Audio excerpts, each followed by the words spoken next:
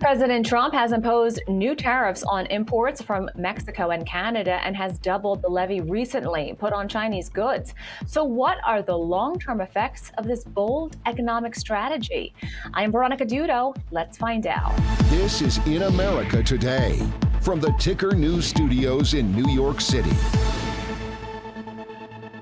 As President Donald Trump enforces new tariffs in 2025, the economic and political implications of his policies are taking center stage. The administration is imposing a 25% tariff on imports from Canada and Mexico, a 10% tariff on Chinese goods, and a lower 10% tariff on Canadian energy resources. President Trump argues these measures will pressure foreign governments to curb illegal immigration and drug trafficking while strengthening American manufacturing. However, some critics warn of potential price increases for consumers and global trade tensions. Here's the president speaking about tariffs during his recent address to Congress. If you don't make your product in America, however, under the Trump administration, you will pay a tariff, and in some cases, a rather large one. Other countries have used tariffs against us for decades, and now it's our turn to start using them against those other countries. On average, the European Union, China, Brazil, India, Mexico, and Canada, have you heard of them? And countless other nations charge us tremendously higher tariffs than we charge them. It's very unfair.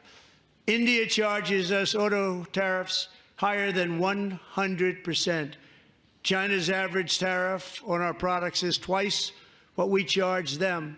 And South Korea's average tariff is 4 times higher. Think of that, 4 times higher. And we give so much help militarily and in so many other ways to South Korea, but that's what happens. This is happening by friend and foe. This system is not fair to the United States and never was, and so on April 2nd, I wanted to make it April 1st, but I didn't want to be accused of April Fool's Day. That's not, just one day would cost us a lot of money. But we're going to do it in April. I'm a very superstitious person. April 2nd, reciprocal tariffs kick in. For more, we're joined by Vic Tipnis, the CEO of Blackstone Medical Services. Welcome to the show. Hey, how are you? Great to be here. Thank you. So we have heard the president talk about tariffs, of course, really taking center stage in his address that we heard during Congress. So he says that he sees tariffs, which are broader taxes on imports, as a way to protect U.S. manufacturing and correct trade imbalances. Do you think these tariffs will boost or lower domestic manufacturing and job creation?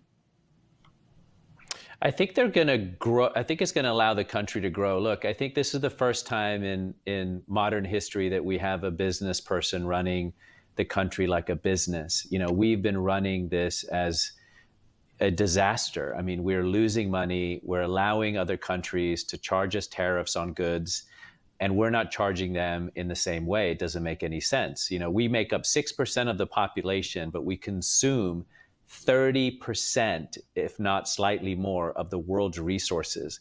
So the United States is a powerhouse. We're a consumer-driven powerhouse.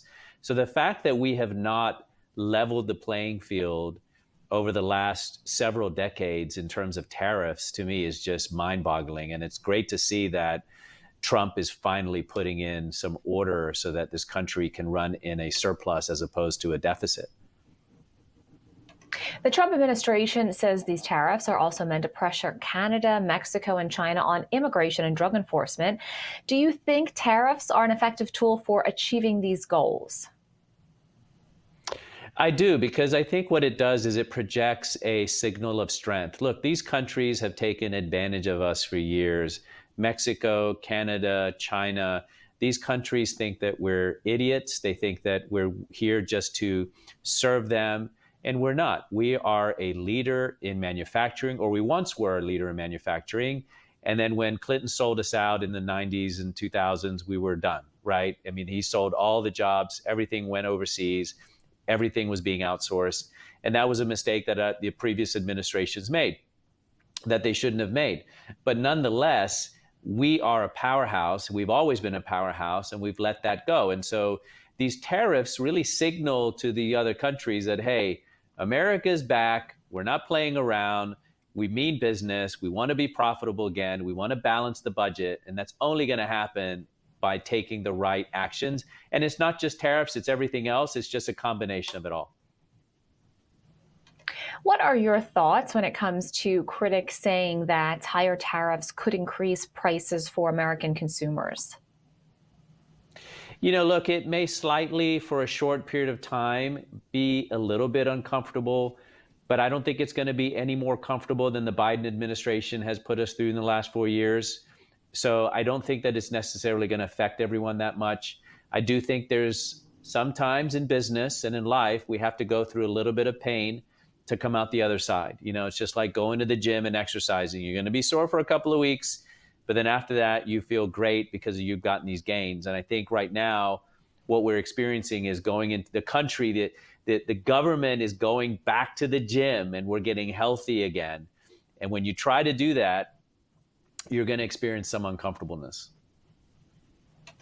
What impact do you foresee on American industries that rely on foreign imports, such as automakers and technology companies?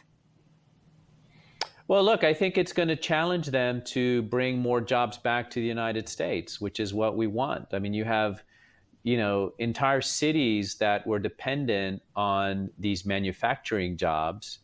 And when those manufacturers left and the entire plant got shut down, you're talking about tens of thousands of people that no longer had a job. And, working is a fundamental priority in life. Look, there's nobody that's not working that's not happy. Like, people that are working, a society that's productive, that is contributing, is a happy society.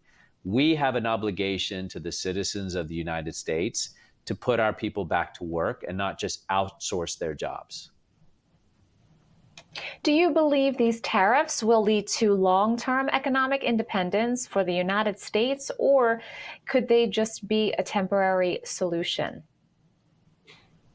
It's absolutely long-term. Look, tariffs level the playing field. That's what we're trying to do. I think what Trump's administration is doing is saying, hey, look, we're no longer interested in being taken advantage of. We're tired of it. We need to level the playing field.